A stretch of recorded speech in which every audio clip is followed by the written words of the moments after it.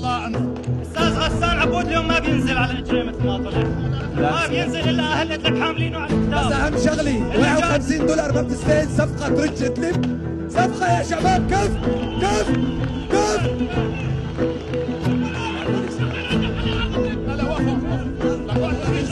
والله لا تنزل والله يا شباب، لا تروحوا، بينزل يكون عندنا حمله ثانيه. في كلمه طلع لحتى يشيلوا طولوا بالكم.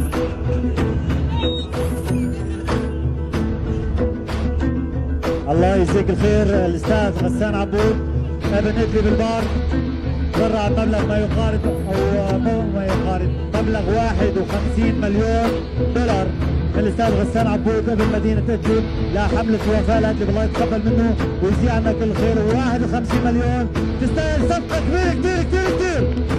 صفقه استاذ غسان، الله يجزيك الخير. حمد فيصل اعطوني الميكروفون شوي يا جماعه.